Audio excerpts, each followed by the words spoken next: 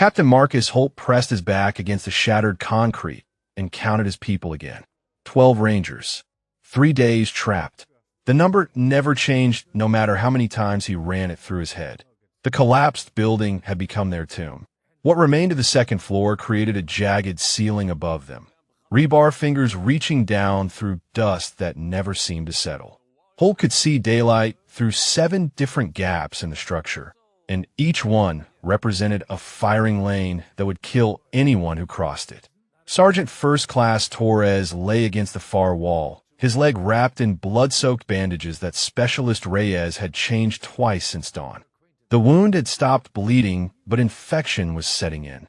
Holt could see it in the way Torres's skin had gone gray, the way sweat beaded on his forehead despite the cold. 40% ammunition. Maybe 2 days of water if they ration hard. 3 wounded who needed evacuation yesterday. Holt keyed his radio and kept his voice low. Viper 6 to Actual, requesting status update on extraction options. Major Chin's voice came back through static. Viper 6, we have completed drone analysis of your sector. I need you to understand what we are dealing with.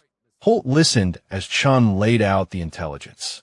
8 enemy snipers had established positions in a perfect ring around their location.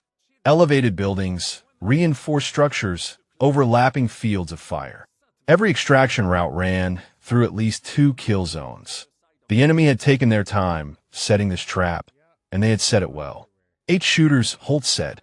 Professional placement. Chun confirmed. We believe foreign trained. Possibly advisors. They knew exactly what they were doing when they positioned themselves.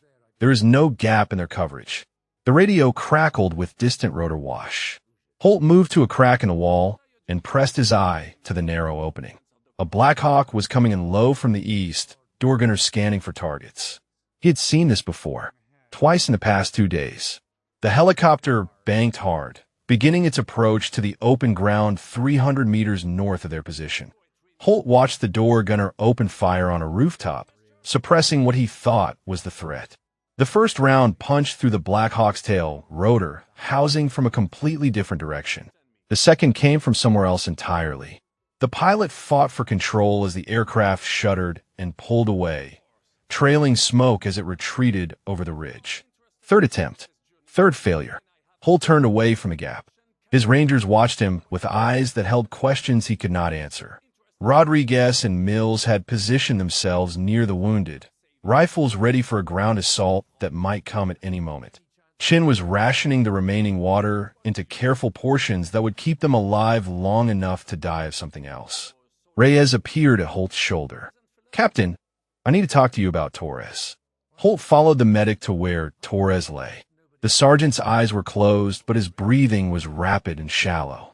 Reyes pulled back the bandage to reveal the wound beneath.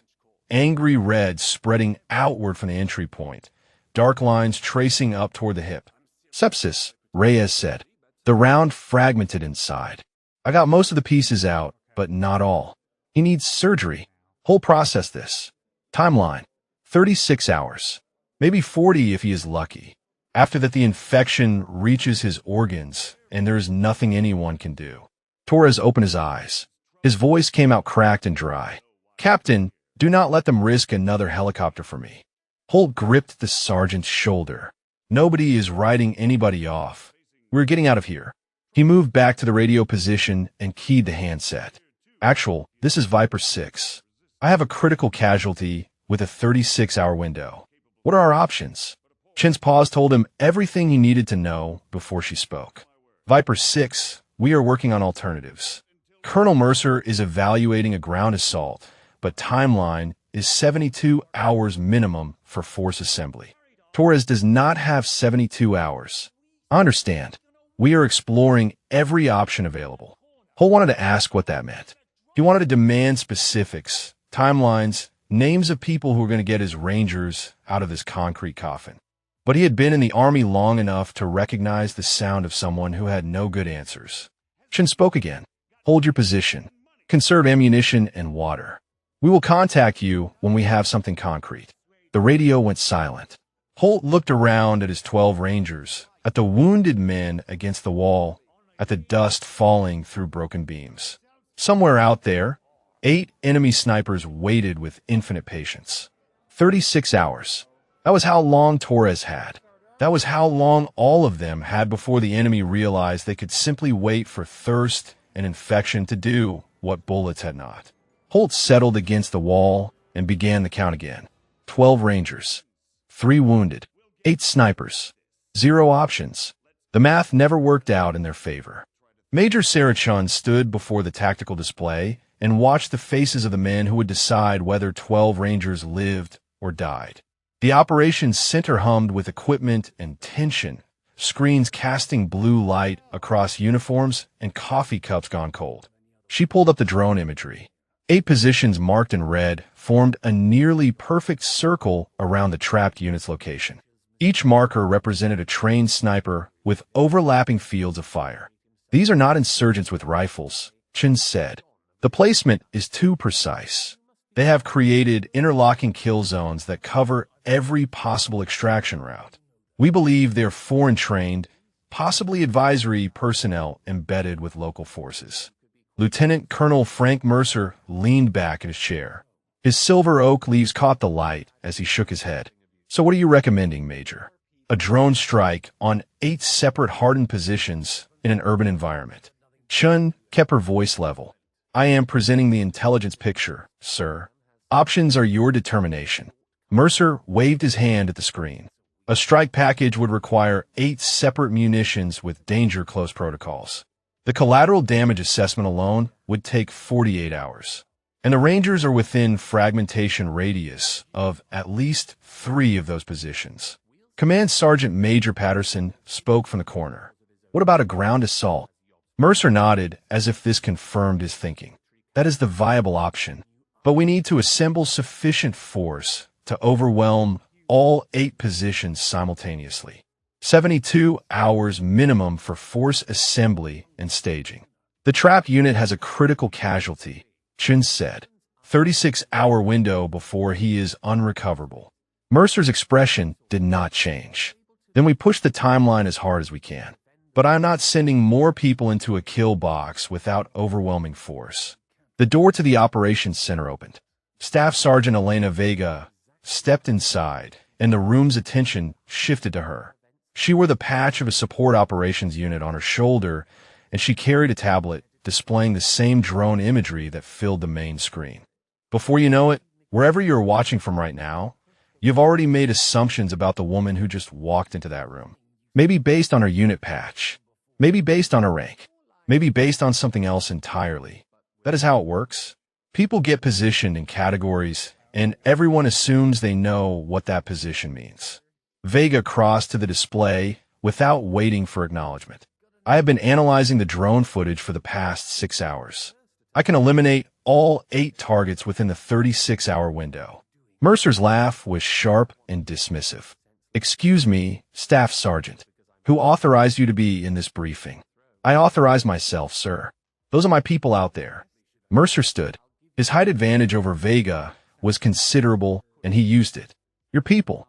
You are attached to support operations. You are a ranged shooter who has never taken a shot that mattered in combat. And you're telling me you can do what 3 helicopter crews and our entire tactical planning section cannot. Vega met his eyes without flinching. I am telling you, there is a vulnerability in their positioning that your tactical section missed, because they were looking at the problem wrong. She touched her tablet, and the main display shifted. The 8 red markers remained, but now a blue line traced a path from the eastern ridge through the sniper positions. They positioned themselves to cover the Rangers, Vegas said. Every firing lane points inward, but they are not covering each other. If I approach from the eastern ridge, I can engage them in sequence. Each kill opens the angle for the next shot. 8 targets, 8 shots, specific order. Mercer crossed his arms. 1 sniper against 8. That is your plan. 1 sniper they will not see coming. 1 sniper approaching from a direction they are not watching. They build a trap for a rescue force. They did not build a trap for a single shooter coming from behind. Patterson stepped forward. His voice carried the weight of 30 years in uniform. Staff Sergeant, what are your qualifications for this mission? Vega turned to face him. 47 confirmed kills across 3 deployments in support operations. Longest confirmed shot at 2,100 meters. Trained at the Army Marksmanship Unit before transfer to operational duty. Patterson's expression shifted. Something that had been skepticism became calculation. 47 kills in support operations. Chen understood what Patterson was recognizing. Support operations was where certain missions went to stay quiet, where certain shooters went when their work was not meant to appear in official combat statistics. Mercer saw Patterson's reaction and his jaw tightened. I do not care if she has 100 kills on paper. This is a combat sniper mission requiring combat sniper certification. She is support personnel. Vega's voice did not rise, but something in it hardened. Those 12 Rangers have 36 hours. Your ground assault takes 72. Your drone strikes take longer. I'm offering you an option that works within the window you actually have. And when you fail, Mercer said, it sets women in combat roles back 20 years. If I fail, Vega answered, 12 Rangers die. That is what actually matters. Not your politics. Not your categories. 12 lives against 8 shots. I can make those shots. The room went quiet. Chun watched Patterson studying Vega with new eyes. Watched Mercer's face reddening with anger and something that might have been fear. Fear that she might be right. Fear that his objections might cost lives. Vega stood alone in the center of the room, waiting for an answer that would determine whether she got the chance to prove what she already knew. She could make those shots. She had always been able to make the shots that mattered. The question was whether anyone would let her try. Mercer's decision came fast and final. Request denied. Staff Sergeant. You lack combat sniper certification and your operational designation does not authorize independent tactical missions. Return to your duty station. Vega did not move. Sir, the certification requirement is administrative. My qualification scores exceed every certified sniper currently assigned to this theater. I said denied. Mercer's voice rose enough that heads turned throughout the operations center. You are support personnel. This is a combat operation. Those categories exist for a reason, and I will not throw them out, because you watched some drone footage and drew lines on a map. Chen watched Vega's face. The younger woman's expression betrayed nothing, but her hands had curled into fists at her sides. After a long moment, Vega turned and walked out of the operations center without another word. Mercer exhaled and addressed the room. Give me options for accelerating the ground assault timeline. I want staging plans within the hour. Chun caught Patterson's eye and tilted her head toward the corridor. The command sergeant major followed her out. They found an empty office 2 doors down. Chun pulled up Vega's personnel file on her tablet and handed it to Patterson. Read the mission summaries, not the classification headers. The actual content. Patterson scrolled through the documents. His expression shifted from skepticism to something harder as he read. High-value target elimination in 4 separate denied areas. Precision fires supporting operations that officially never happened. Engagement distances that matched or exceeded any combat sniper on record. These missions are all listed as support operations, Patterson said, because someone decided they should be. Chen pulled up a second file. Look at the routing. Every time she was recommended for combat designation, the paperwork was rejected at the same level. Different officers, same result. Someone has been keeping her in support status deliberately. Patterson looked up. Why? Chun let the silence answer for her. Patterson handed back the tablet. His jaw was set in a way that Chun recognized from 20 years of watching senior NCOs prepare to fight battles that had nothing to do with enemy combatants. He walked back to the operations center and straight to Mercer's position. Colonel, I need a word. Mercer glanced up from the staging plans. What is it, Sergeant Major? Patterson kept his voice low enough that only Mercer could hear, but Chin saw the colonel's face redden as the conversation continued. She caught fragments. 12 Rangers. 36 hours. Qualified volunteer. Documented refusal. Mercer's response was sharp. I am following protocol, Sergeant Major. Combat opération requiert combat désignated personnel. That is not my opinion. That is regulation. Patterson's reply was quieter, but no less intense. You are telling me you would rather let 12 Rangers die than let a qualified sniper attempt a rescue because of an administrative designation that someone else assigned to keep her out of exactly these situations. Mercer straightened to his full height. I'm telling you that my decision is final and this conversation is over. Patterson held his gaze for 3 long seconds, then turned and walked to where Chun stood. Get division on secure comm, he said. General Morrison. Now, Chun moved to the communication station and began the connection protocols. Mercer watched from across the room, but did not interfere. Whatever authority he held did not extend to preventing a command sergeant major from contacting higher headquarters. The connection took 4 minutes. General Morrison's voice came through with the clarity of encrypted satellite relay. This is Morrison. What have you got? Chun laid out the situation in precise terms.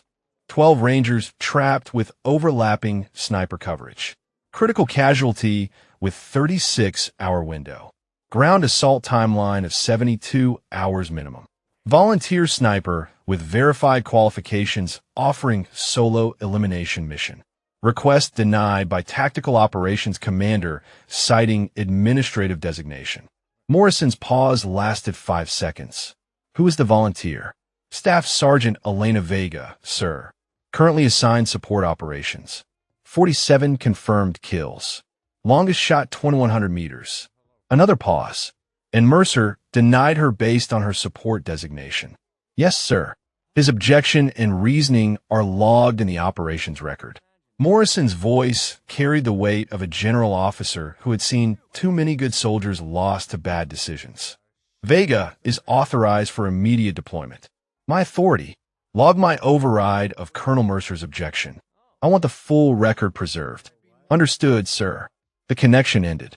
Chun turned to find Mercer standing 3 feet behind her, his face pale with fury. She logged the authorization into the operations record, making sure every keystroke was captured. Then she keyed the internal comm and summoned Vega back to the operations center. Vega appeared within minutes, still wearing the expression of someone who had expected nothing and would accept whatever came. You are authorized, Chun told her. General Morrison's direct order. Mercer's objection is logged and overruled. Something flickered in Vega's eyes. She nodded once and moved toward the equipment staging area. Mercer intercepted her at the door. His voice was low but carried clearly in the quiet room. When you fail out there, and you will fail, remember that you did this to yourself. You could have stayed in your lane. Now every woman who wants a combat role will have to explain why Elena Vega thought she was special and got 12 Rangers killed. Vega turned to face him. Her voice was steady. If I fail, Colonel, 12 Rangers die. That is the only thing that matters. Not your categories. Not your predictions. 12 lives. I suggest you start hoping I succeed, because right now, I'm the only option those men have. She walked out of the operations center toward the staging area, leaving Mercer standing in silence. Chun watched her go and began preparing the mission support package. In 36 hours, they would know whether Elena Vega was everything her record suggested, or whether Mercer had been right all along. The helicopter touched down for 6 seconds. Vega was out and moving before the skids settled fully, her boots hitting rocky ground as the Black Hawk lifted away into darkness. The rotor wash faded and silence closed around her like water filling a void. For kilometers to the target zone. 8 hours until dawn. 34 hours until Torres died, and the mission became a recovery operation instead of a rescue. She moved through the darkness with her rifle across her back, and her ghillie suit adding 30 pounds to her frame. The terrain was rough, broken hills, and dry creek beds that did not appear on standard maps. But she had memorized the drone imagery down to individual rock formations, and her feet found paths that her eyes could barely see.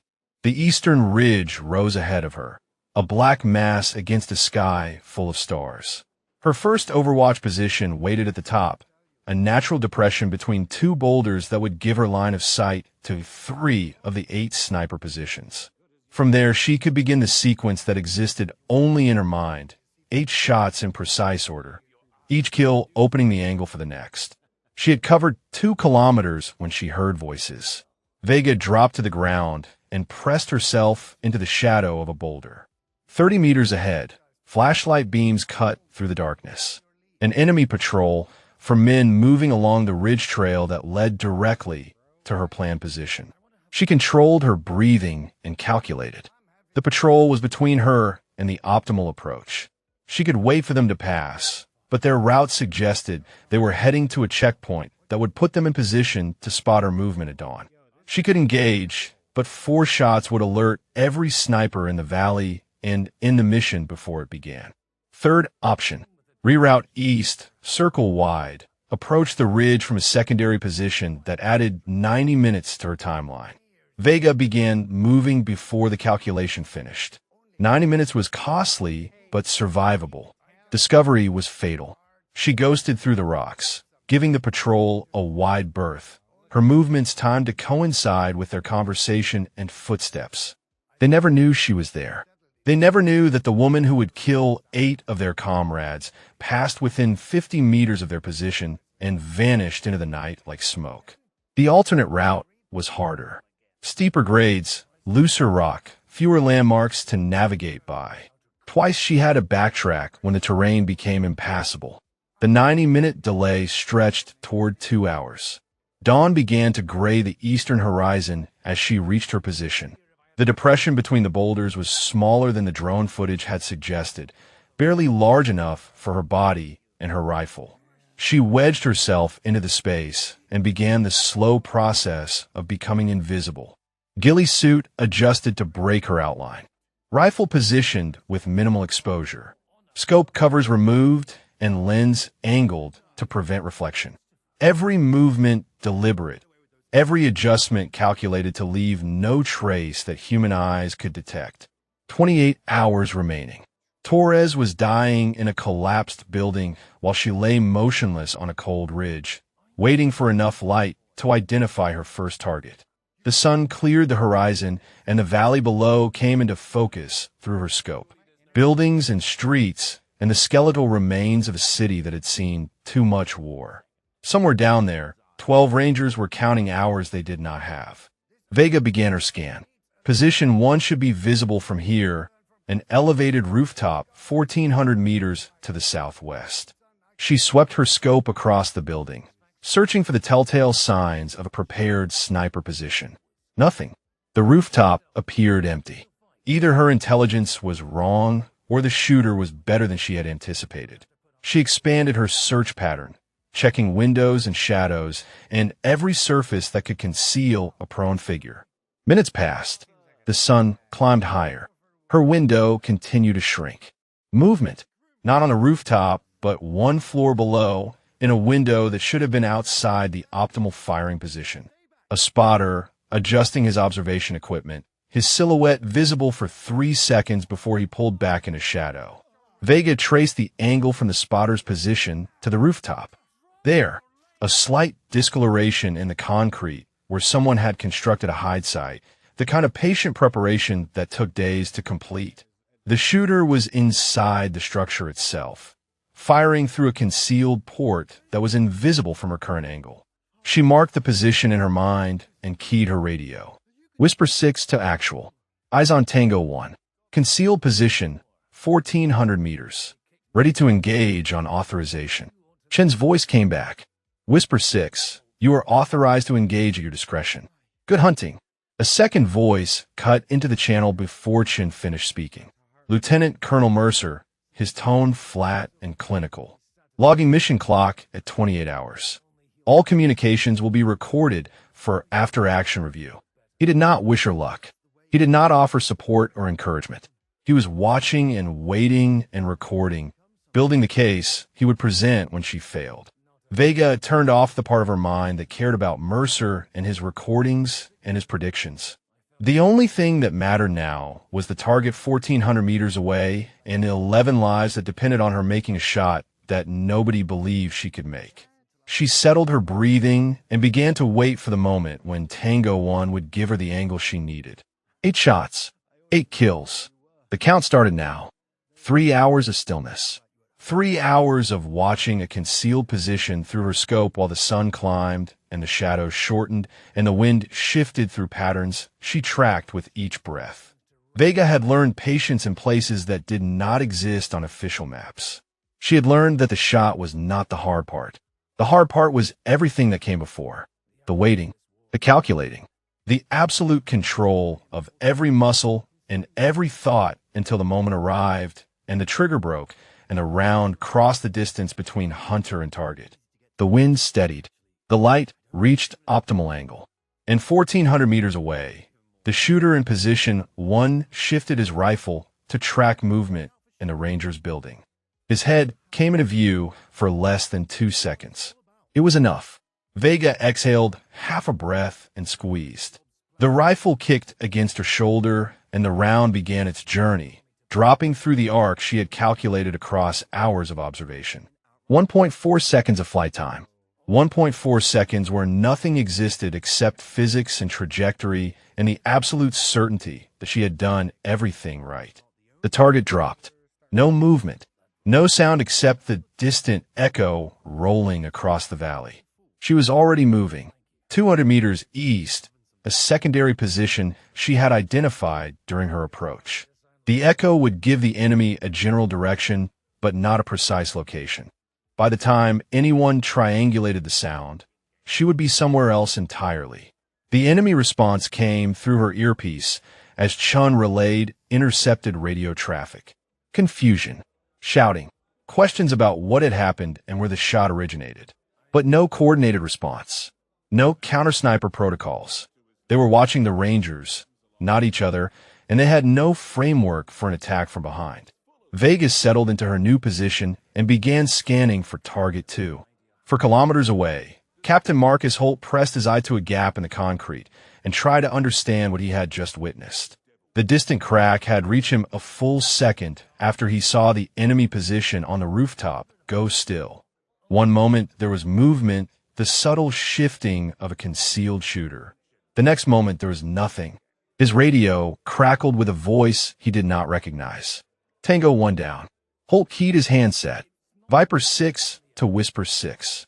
Say again your last. The response was calm and focused. Tango 1 eliminated. Moving to Tango 2. Who the hell are you? Holt asked. The radio went silent. Whoever was out there had already moved on to the next target. Torres stirred against the wall, his eyes finding Holt's face. Captain, what is happening? Holt shook his head. Someone is hunting them. I do not know who. He turned back to the gap and resumed watching. Somewhere in those hills, a sniper he had never met was doing what 3 helicopter crews and an entire tactical operations center had failed to accomplish.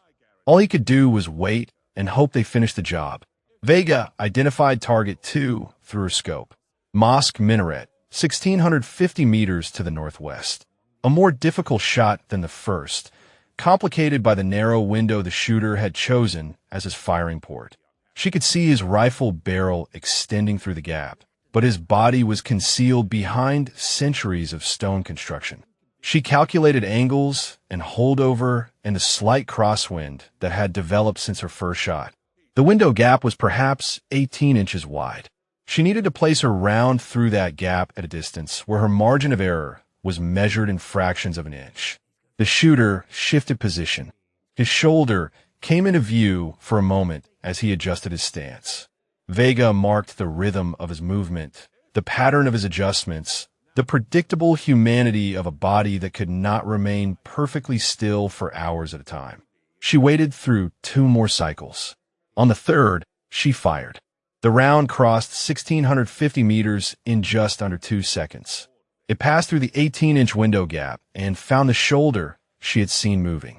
The impact spun the target sideways, and a second later, he tumbled forward, his rifle clattering down the minaret's exterior. Tango 2 down, she reported. Moving to Tango 3. Chen's voice carried something that might have been wonder. Copy Whisper 6. 2 down, 6 remaining. Vega relocated again. Faster this time, because the spotter from position 1 had survived her first shot and was now actively searching for her. She had seen him move to a secondary location after his partner fell, abandoning his observation equipment to take up a rifle of his own. He was making a mistake. Grief or anger or simple tactical error. He had positioned himself against the morning sky. His silhouette was visible for only moments at a time, but moments were all she needed. 1,200 meters. An easier shot than the first two. She found him in her scope, tracked his movement, and waited for him to pause. He stopped to scan the ridgeline where her first position had been. He was looking in the wrong direction. He was looking for a ghost that had already moved on. Vega fired. The spotter collapsed. 3 down, she said into the radio. 5 remaining. The sun was climbing toward noon. 25 hours remained on Torres's clock. Half the enemy snipers were dead, and the other half had no idea where she was or how many shooters they faced. Vega checked her ammunition and began scanning for target 4.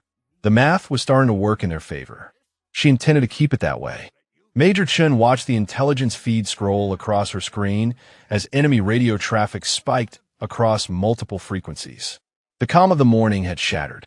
3 of their snipers were dead, and they knew something had gone terribly wrong. She keyed her headset. Whisper 6, be advised. Intercepts show significant enemy communication increase. They are aware of losses, but cannot identify shooter location or number. Multiple units requesting guidance. Vega's response came in a whisper. Copy. Moving to Tango 4 position now. Chen glanced across the operations center to where Mercer sat with his arms crossed, watching the mission clock and the communications log with the patience of a man waiting for vindication. 23 hours remained. 3 targets down. 5 to go. Patterson appeared at her shoulder. What is their response pattern? Confusion mostly, Chen said. They built their positions to watch the Rangers. They have no protocol for an attack from outside the perimeter, but they're learning. Intercepts suggest the remaining shooters are adjusting positions. Adjusting how? Pulling back from exposed firing ports. Consolidating into hardened locations. They're making themselves harder to hit. Patterson nodded slowly. She rattled them. Now, they're going to make her earn every shot. On the ridge, Vega studied the building that held targets 4 and 5 through her scope. A reinforced structure, possibly a former police station, with thick walls and narrow windows. The 2 shooters had been positioned on separate floors when the mission began. Now they had pulled into a single room on the 2nd floor, their rifles withdrawn from the windows, their bodies invisible behind concrete and shadow. She scanned for angles. The front windows offered nothing. The side windows were blocked by an adjacent building.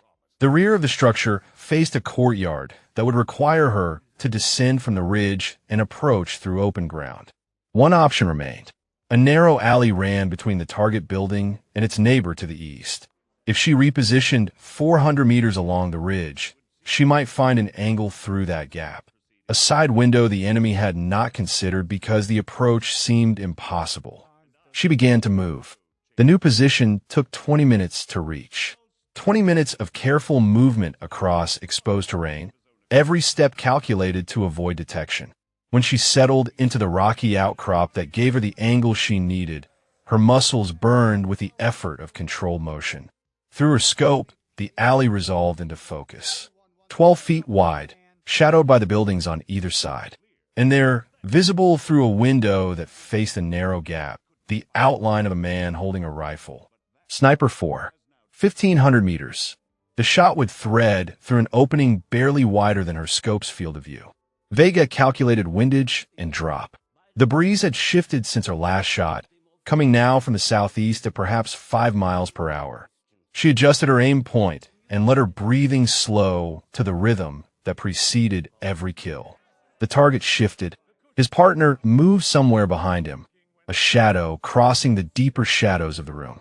2 men who thought they were safe because they had pulled back from the obvious positions. They had not considered that someone might find the angle they had dismissed as impossible. Vega fired. The round crossed 1,500 meters and passed through the narrow window. Sniper 4 dropped. His partner reacted instantly. Not with panic, but with trained precision, throwing himself deeper into the building, away from any window, away from any angle that could reach him. By the time Vega had cycled her bolt, Target 5 had vanished into the structure's interior. Tango 4 down, she reported. Tango 5 is mobile, no shot available. He has gone to ground inside the structure. Chen's voice carried tension. Copy Whisper 6. 4 down, 4 remaining. Be advised, enemy is mobilizing ground forces to search for shooter. Intercepts indicate patrol deployment to your sector. Estimated 45 minutes until they reach your area. Vega processed this. Ground forces meant she could no longer rely on distance and concealment. They would sweep the ridge with numbers she could not match. She would have to move before they arrived. But moving meant abandoning her current position. It meant starting over, finding new angles, calculating new shots. Time she did not have. How long on Torres? She asked. 20 hours. Maybe less. 20 hours. 3 targets eliminated since her last check. 5 remaining, including 1 who had gone to ground and 4 who were now adapting to her presence. She had 2 choices. Withdraw to a safe position and wait for the patrol to pass, losing hours she could not afford. Or accelerate her timeline, take risks she had been avoiding, and trust that speed could compensate for the loss of careful preparation. Torres did not have time for careful. Chun, Vegas said, I'm going to move faster. The shots will be harder. The margins will be tighter. But I cannot wait out a patrol and still make the window. Silence on the radio. Then Chen's voice, steady and clear. Understood, Whisper 6. We will keep you updated on patrol movement. Good hunting. Mercer's voice cut through. Logging decision to accelerate timeline against tactical protocols. Shooter is now operating outside recommended safety margins. Vega turned off her radio. She did not need his commentary. She did not need his documentation. She needed to find Target 6 before the ground patrol found her. She gathered her equipment and began moving down the ridge toward a position that would put her closer to the remaining snipers and closer to the danger that was converging on her location. 20 hours. 4 targets. 1 chance to get this right. The math was getting harder, but the mission remained the same. Sniper 5 had learned from his partner's death. He had burrowed into the rubble of the police station like a creature retreating into its shell, constructing a hide so deep within the debris that no conventional angle could reach him. Vega studied his position through her scope for 11 minutes before she found what she was looking for. A gap in the rubble, perhaps 4 inches wide, where the barrel of his rifle extended into open air. He had created a firing port so narrow that he could engage the Rangers, while remaining invisible to any counter-sniper. No direct body shot was possible. The rubble formed a wall of concrete and twisted metal that would stop any round she could fire. The only piece of him exposed to the outside world was that rifle barrel, black steel catching the afternoon light through a gap that seemed impossibly small at 1,800 meters. She ran calculations that existed nowhere in any manual. Angle of incidence. Deflection probability. The physics of a high-velocity round striking hardened steel at precisely the right point. If she hit the barrel at the correct angle, the round would not simply ricochet away. It would transfer energy into the weapon, shattering the receiver, driving fragments back into the shooter's position. A theoretical shot, something discussed in ballistic seminars but never attempted in combat. The kind of shot that instructors described as mathematically possible but practically impossible. Vega adjusted her aim point to the precise spot on the exposed barrel where the physics suggested success. She controlled her breathing and let the crosshairs settle on a target smaller than her fist at nearly 2 kilometers. The wind died for 3 seconds. She fired. The round crossed 1,800 meters in just over 2 seconds. It struck the rifle barrel at the angle she had calculated, transferring kinetic energy through the steel. The weapon detonated in its owner's hands. Through her scope, Vega saw the rubble pile shift as debris flew outward from the concealed position. Dust rose in a cloud that obscured the gap where the rifle had been. When it cleared, there was no movement, no sign of life. The theoretical shot had become practical reality. Tango 5 eliminated, she reported. Unconventional method. Rifle destruction and fragmentation. Chen's voice carried something beyond professional acknowledgement. Copy Whisper 6. 5 down. 3 remaining. In a collapsed building 4 kilometers away, Captain Holt had been watching the enemy position through his scope when it happened. He had seen the distant muzzle flash first, a tiny spark on the ridgeline, so far away it seemed impossible that it could matter. Then, nearly 3 seconds later, the enemy position had erupted. Concrete dust and debris exploding outward from a structure he had assumed was impenetrable. His radio crackled with the same calm voice he had heard before. Tango 5 eliminated. Holt keyed his handset. Viper 6 to Whisper 6. What the hell was that? I saw the position explode. The response was brief. Rifle barrel shot. Fragmentation effect. Holt lowered his scope and stared at the radio in his hand. He had spent 15 years in the Rangers. He had worked with the best snipers in the world. He had never heard of anyone making a shot like that. Torres stirred against the wall. Captain, how many left? 3, Holt said. 3 left. Torres managed something that might have been a smile. Whoever is out there, I want to buy them a drink. Holt returned his eye to the scope. Get in line, Sergeant. On the ridge, Vega was already scanning for Target 6. The water tower rose above the surrounding buildings like a metal sentinel, its elevated platform providing the best overwatch position in the entire sector. The shooter there had a clear line of sight to the primary extraction route. Until he was eliminated, no helicopter could approach the Rangers. She measured the distance. 2,100 meters. The extreme edge of her rifle's effective range. At that distance, the bullet would be in flight for nearly 3 seconds. Wind drift could push it meters off target. Atmospheric conditions could alter the trajectory in ways that were difficult to predict. She needed to get closer. 1,900 meters or less for a reliable shot. The patrol Chun had warned about was moving through the sector below her position. She could see their flashlights cutting through the shadows of the buildings, systematic sweeps working toward the ridge. 40 minutes had become 30. She was running out of time to reposition. Vega gathered her equipment and began moving down the slope. Each step took her closer to the patrol and closer to the water tower. The risk calculation had shifted. Distance from the patrol mattered less than distance to the target. She found a position 15 minutes later. A rocky outcrop on the lower ridge, partially concealed by scrub brush that had somehow survived the war. The water tower filled her scope, 1,800 meters now instead of 2,100. The shooter on the platform was disciplined. He moved rarely and never exposed more than necessary. But he had to observe. He had to watch the extraction route. And watching meant showing himself, however briefly. Vegas settled into her new position and began the patient work of finding his pattern. Below her, the patrol lights drew closer. Behind her, the sun moved toward the horizon. Somewhere in a collapsed building, Torres was dying by degrees while his captain watched enemy positions fall one by one. 3 targets remaining. 18 hours on the clock. And the most dangerous phase of the mission was just beginning. She would find a shot. She always found a shot. That was what made her who she was. The patrol appeared without warning. Vega had been moving through a dry creek bed when 4 soldiers came around the bend 20 meters ahead. They were sweeping the terrain systematically, flashlights probing the rocks and shadows, rifles ready. There was no cover between her position and theirs. No time to retreat.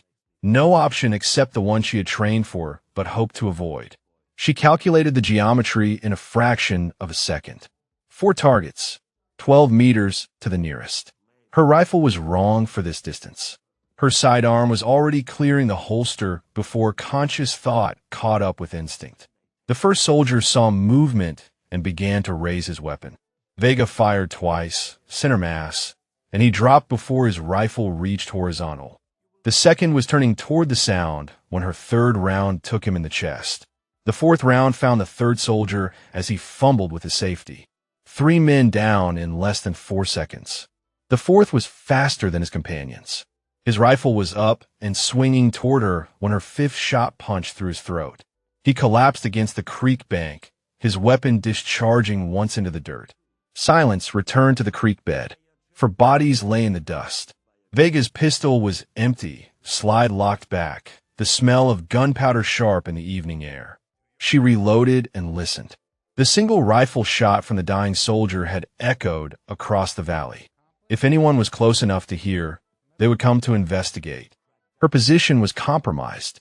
The careful approach she had planned was no longer viable. Vega moved immediately, climbing out of the creek bed and pushing east along the ridge.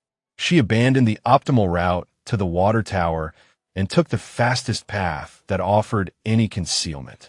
Speed over stealth, distance over position. 15 minutes later, she found cover behind a cluster of boulders that overlooked the valley. Her breathing was elevated and her muscles burned from the rapid movement. She forced herself to slow down, to control the adrenaline that was still coursing through her system. Through her scope, the water tower rose against the darkening sky. She measured the distance and felt her stomach tighten. 50 meters, beyond the reliable range of her rifle. Beyond the envelope where skill and mathematics could guarantee a hit. At this distance, a gust of wind could push her around 2 meters off target. A slight error in her calculations could mean the difference between a kill and a miss that revealed her position. The patrol encounter had cost her the closer approach. She had no time to find a better angle. The sun was setting and darkness would make the shot impossible. She studied the wind. It had picked up since her last shot, blowing from the west at perhaps 8 miles per hour with gusts that rippled the scrub brush around her position. At 50 meters, that wind would push her bullet nearly 3 meters to the east during its flight time. Chen's voice came through her earpiece. Whisper 6, be advised. Radio traffic indicates patrol has not returned to checkpoint. Enemy may be aware of engagement. Increased activity in your sector. Copy, Vega responded. I have eyes on Tango 6. Suboptimal range. Taking the shot anyway. She settled into her position and began the calculations. Bullet drop at 50 meters. Windage correction for sustained 8 mile per hour crosswind. Air density at current altitude and temperature. The rotation of the Earth itself, which at this distance would affect the trajectory by centimeters that mattered. Her scope could not compensate for all of it. Mathematics could only approximate the chaos of a bullet traveling through atmosphere for nearly 3 seconds. The rest came down to something that could not be quantified. Instinct born from thousands of hours behind a rifle.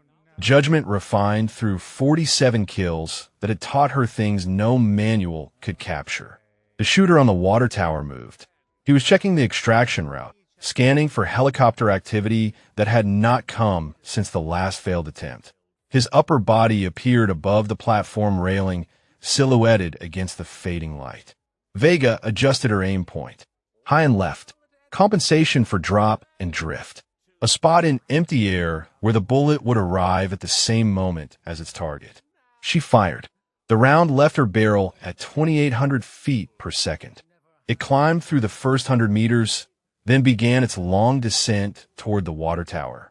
Wind pushed it east. Gravity pulled it down. The spinning projectile crossed 50 meters in 2.8 seconds, an eternity during which anything could change. The shooter on the water tower pitched backward and disappeared below the railing. Tango 6 down, Vega reported. The extraction route is clear. In a collapsed building, Hull heard the report and felt something loosen in his chest. He keyed his radio. Viper 6 to actual, requesting immediate extraction. Northern route is open. Chen's voice came back immediately. Viper 6 extraction assets are spinning up. ETA 45 minutes. Hold your position. Holt looked at Torres, whose eyes had opened at the sound of the radio traffic. The sergeant's face was pale and slick with fever, but he managed a weak nod. 45 minutes, Holt told him. We're getting out of here. Torres closed his eyes. Tell whoever is out there I owe them my life. Holt turned back to the gap in the concrete and resumed his watch. Somewhere on that ridge, a sniper he had never seen was still working. 2 targets remaining.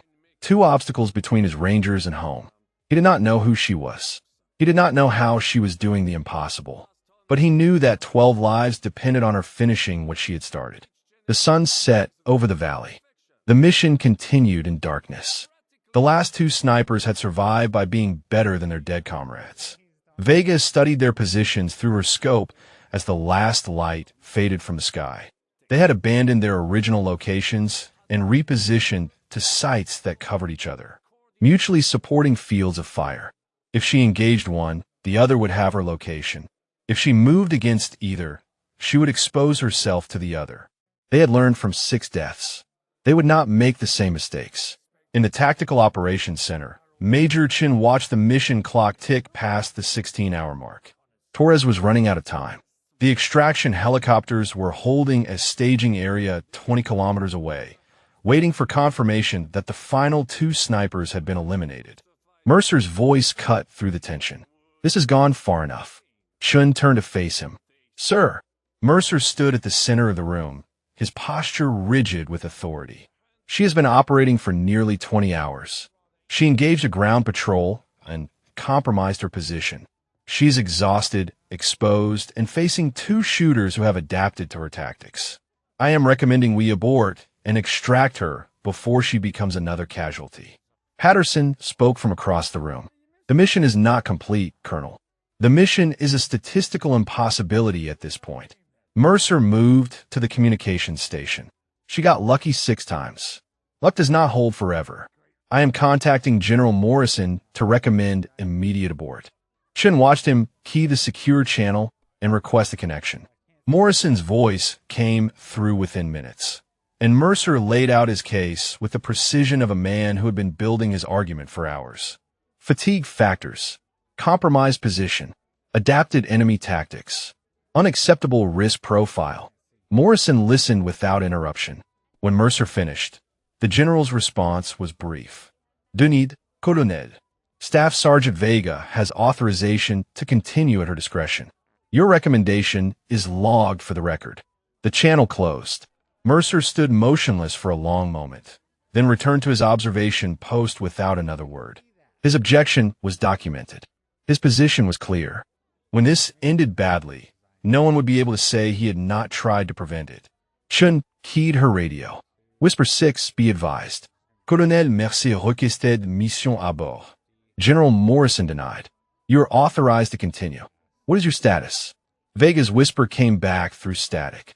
2 targets remaining. Mutually supporting positions. I need to separate them. How? Working on it. Stand by.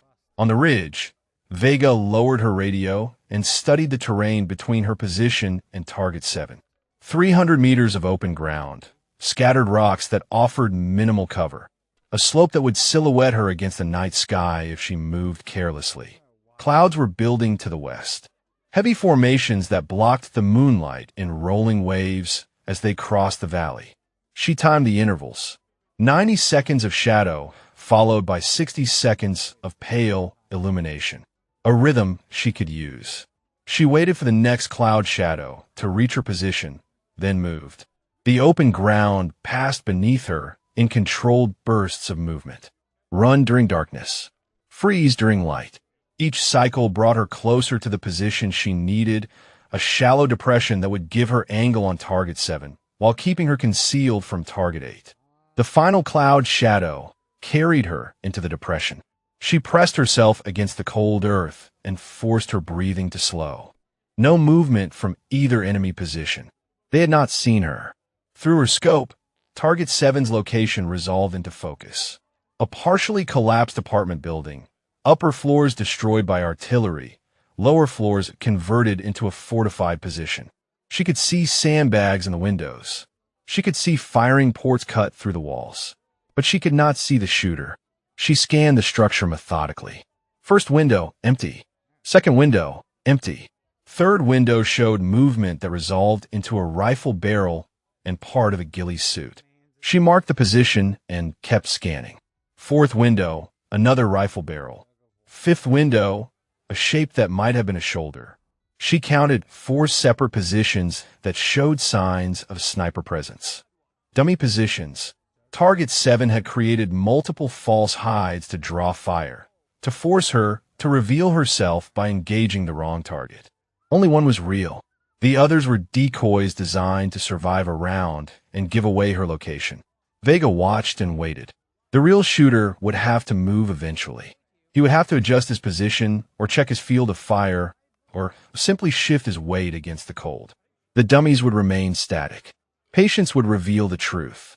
20 minutes passed. Then 30. The cloud cover thickened and steady darkness settled over the valley. In the fourth window, something changed. The rifle barrel moved. Not the subtle shift of a prop adjusting to wind, but the deliberate motion of a weapon being repositioned by human hands. Behind the barrel, a face appeared for just a moment as the shooter checked his scope. Target 7 confirmed. 1,500 meters. A clean shot through an open window at a target who thought his decoys made him invisible. Vega fired. The round crossed the distance in less than 2 seconds. Target 7 collapsed behind his sandbags and did not move again. She was already rolling to a new position when the return shot cracked past her head. Target 8 had been watching. Target 8 had seen her muzzle flash. And now Target 8 was hunting her with the same patience and precision she had used against his comrades. Tango 7 down, she whispered into her radio. Tango 8 has my position. He is engaging. Chen's voice was tight. Can you withdraw? Vega pressed herself against the rocks as another round impacted 3 feet from her head. Negative. He has me pinned. This is now a direct engagement. The sniper duel had begun. One-on-one. Hunter against Hunter. Somewhere in the darkness, the last enemy shooter was searching for her through his scope. Whoever moved first would die. Vega stopped breathing and became stone. The round impacted 18 inches from Vega's face. Stone fragments peppered her cheek, and she tasted blood where a shard had cut her lip. Target 8 was good. He had her general location dialed in and was walking his shots toward her position. She pressed deeper into the rocky depression and controlled her breathing. Movement meant death. The slightest shift of her body would create a silhouette that his scope would find. The only thing keeping her alive was absolute stillness and the darkness that concealed the precise outline of her form. Through her scope, she studied his position. A reinforced structure 1,700 meters to the northwest. Multiple windows, multiple firing ports, no clear indication of which one held the shooter. He had seen her muzzle flash when she killed Target 7. He knew her direction, but he did not know her exact position, and that uncertainty was the only advantage she had. Another round cracked past, this one 2 feet to her right. He was bracketing her, splitting the difference between his shots to narrow down her location. Professional technique. Patient execution. This was not an amateur with a rifle. This was a trained killer who understood the mathematics of counter-sniper operations. Vega stopped moving entirely. She stopped blinking. She let her body become part of the ridge, indistinguishable from the rocks and scrub that surrounded her. The cold seeped through her ghillie suit and into her bones. Her muscles screamed for relief from the frozen position. She ignored everything except the view through her scope. Hours passed. The moon rose and set behind the clouds. The temperature dropped until her breath would have fogged in the air if she had allowed herself to exhale fully. Neither sniper moved. Neither sniper fired. Chen's voice came through her earpiece, barely audible. Whisper 6, status check. Torres is at 8 hours. Repeat, 8 hours remaining. Vega did not respond. Any sound, any movement of her hand toward the radio could betray her position.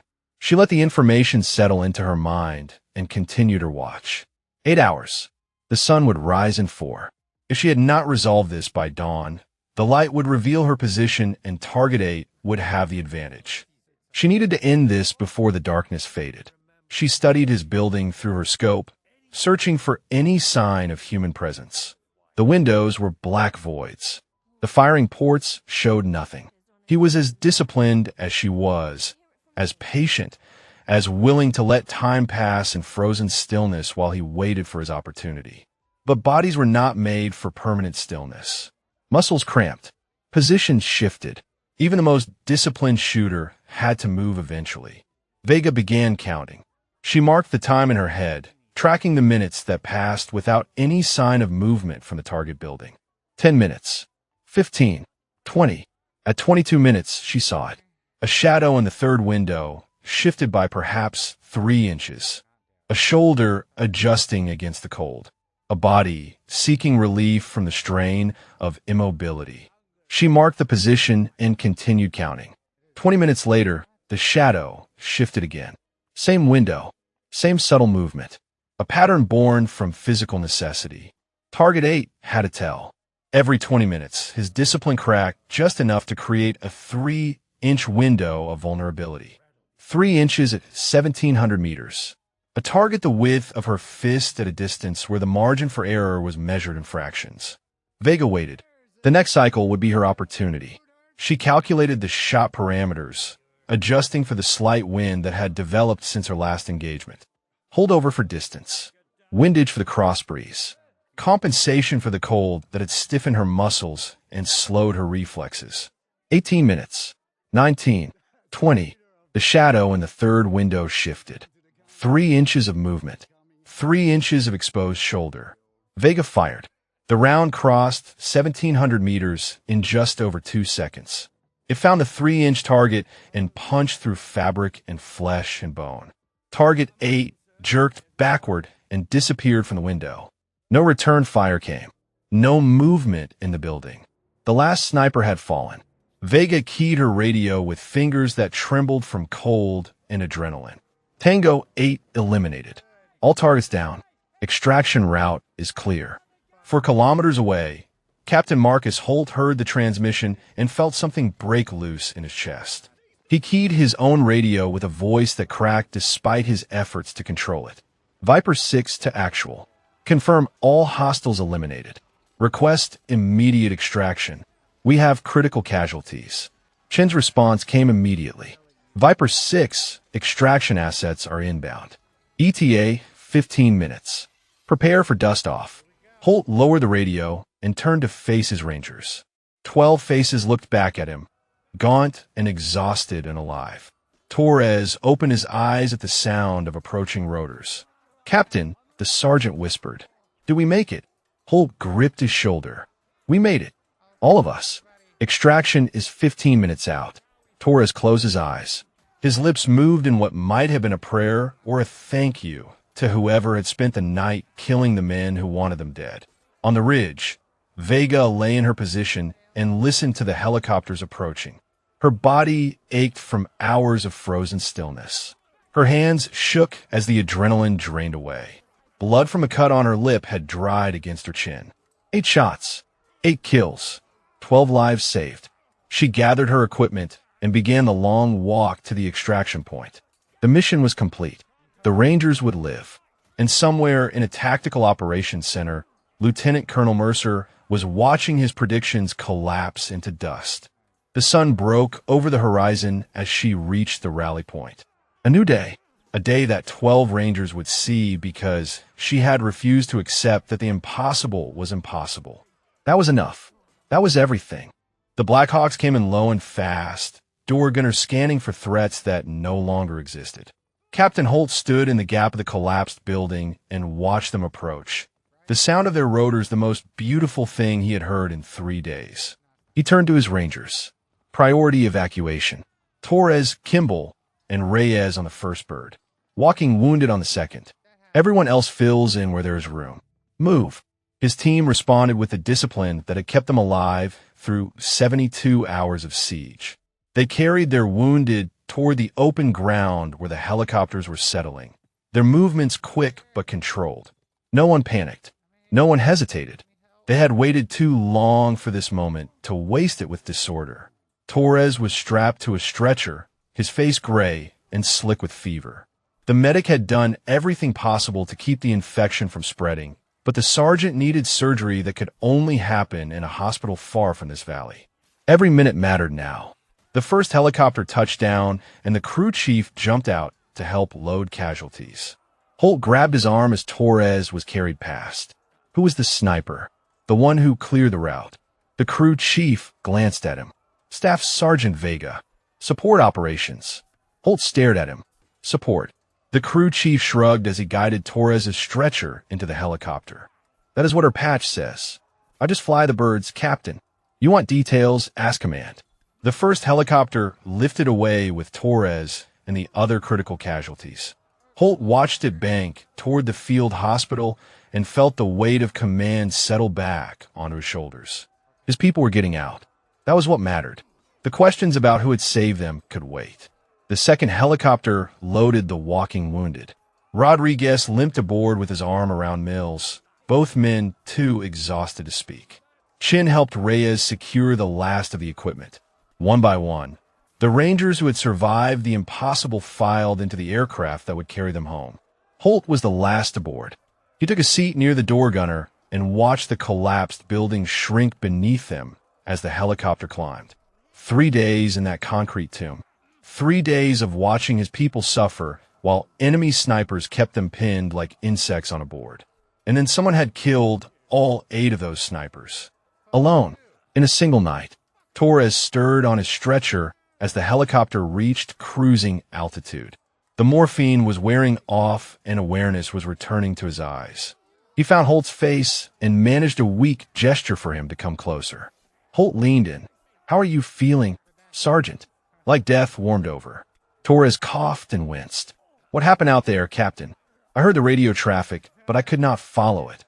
"One sniper," Holt said, "took out all 8 positions. Solo mission. Shots I have never seen anyone make." Torres processed this through the fog of fever and medication. "What unit?" Holt paused. He thought about the crew chief's answer, about the implications of what he had learned. "Support operations." A woman. Torres's cracked lips curved into something that might have been a smile. "Makes sense," he whispered. Holt frowned. "How does that make sense?" "Because the hard jobs always go to the people nobody is watching." Torres closed his eyes. The people they stick in categories because it is easier than admitting what they can do. The helicopter flew on toward the field hospital. Below them, the valley where they had nearly died faded into the distance. Somewhere down there, the bodies of 8 enemy snipers lay in their positions, killed by someone who the Army had decided belonged in support operations. Holt thought about that as they flew. He thought about the shots he had witnessed through his scope, the impossible angles and impossible distances. He thought about the calm voice on the radio, announcing each kill with the same professional detachment. Tango 1 down, Tango 2 down, all the way to 8. He had spent 15 years in the Rangers. He had worked with the best shooters in the world, and he had never seen anything like what Staff Sergeant Vega had done in that valley. Support operations. The words felt like a lie now. A convenient fiction that let people pretend they knew what someone was capable of based on a patch and a designation. Torres was right. The hard jobs went to the people nobody was watching. And Vega had done the hardest job of all without anyone watching her do it. At the extraction point 3 kilometers from the collapsed building, a dusty vehicle waited at the edge of the road. Vega climbed into the passenger seat and set her rifle between her knees. The driver, a specialist from the motor pool who had been told nothing except to pick up a passenger at these coordinates, glanced at her ghillie suit and the dried blood on her face. "Rough night?" he asked. Vega looked out the window at the valley where she had spent the last 20 hours. 12 Rangers were flying to safety. 8 enemy snipers would never hurt anyone again. And she was riding back to base in a truck with a driver who did not know her name. She never answered the specialist's question. She did not need to. The truck pulled away and she disappeared into the morning, alone with the knowledge of what she had done and the certainty that the people who mattered would never see her face. That was how it worked for people in support operations. That was about to change. General Morrison sat in his office at division headquarters and reviewed the mission logs for the 3rd time. Every communication was there, every decision documented, every objection preserved in the official record exactly as he had ordered.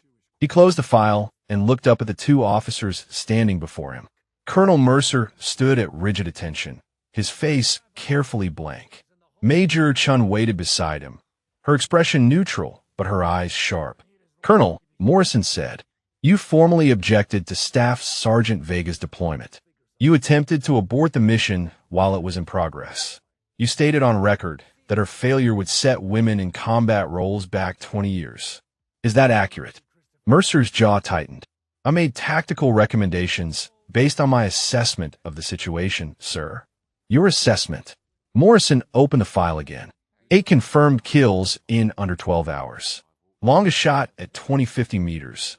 Shots that our ballistics experts are calling unprecedented.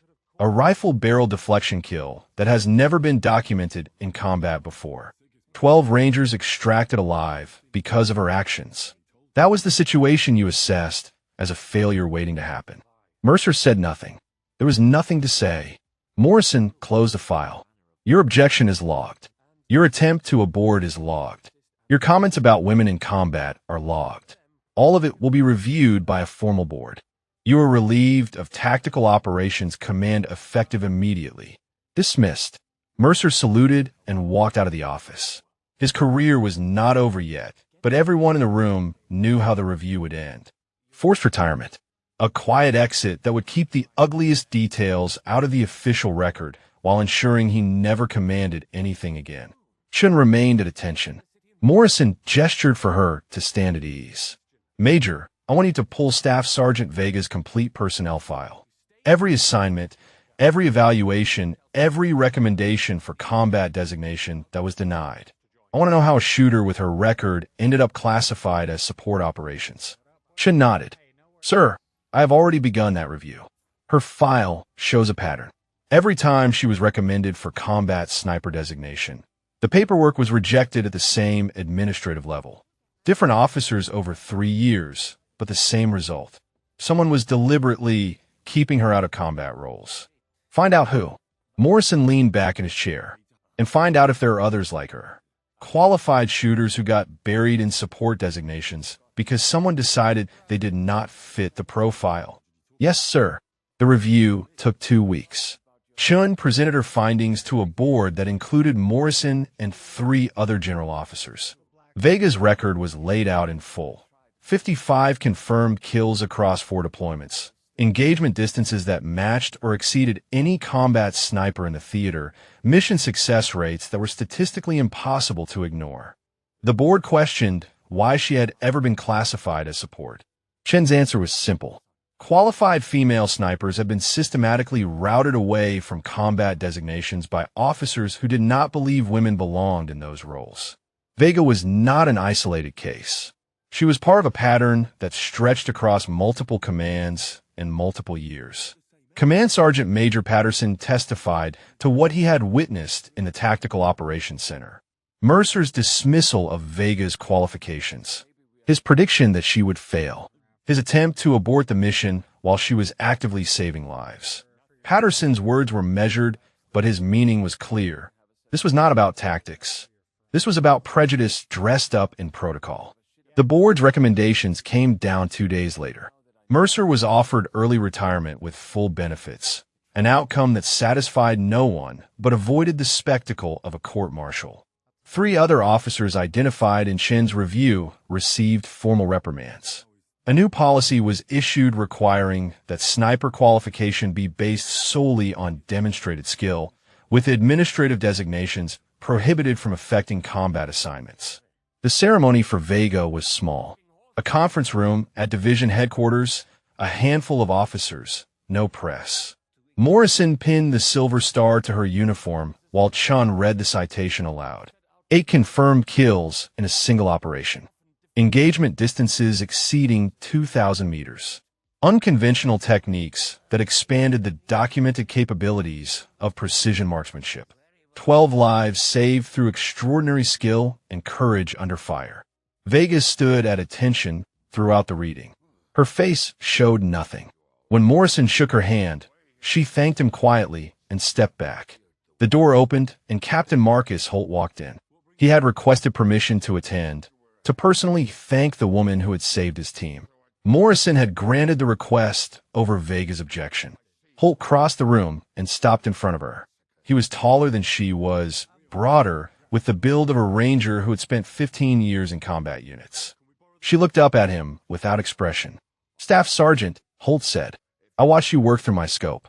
I saw shots that I did not believe were possible. My people are alive because of what you did. Vega nodded. I was doing my job, Captain. Holt studied her face. The enemy set a trap that should have been perfect. 8 snipers covering every angle. How did you know they would not be watching each other? Vega met his eyes. Because everyone was so focused on trapping you that they forgot to watch their own backs. She paused. It is the same mistake people make with me. They look at the patch and the designation, and they think they know what I am capable of. They never consider that the categories might be wrong. Holt absorbed this. The room was silent around them. They will not make that mistake again, he said finally. Vega allowed herself a small smile. No, they will not. She turned and walked out of the conference room, past the officers who had doubted her and the ones who had believed, past the paperwork that had tried to define her and the mission that had proved the paperwork wrong. Outside, the sun was bright and the air was warm. She had 8 more kills on her record and a medal on her chest, and nothing had changed about who she was. She was still the woman who made the shots that mattered. She always had been. Now, the people who needed to know finally understood. So let me ask you something. Have you ever been put in a category that did not fit? Have you ever had someone look at you and decide what you were capable of before you had a chance to show them? Drop a comment and tell me about a time when you proved them wrong. Because everyone has that story. Everyone has that moment when the people who underestimated them had to watch their assumptions fall apart. Staff Sergeant Elena Vega walked into the sunlight and disappeared into the ordinary world where no one would recognize her face. That was fine with her. The people who mattered knew what she had done. That was enough.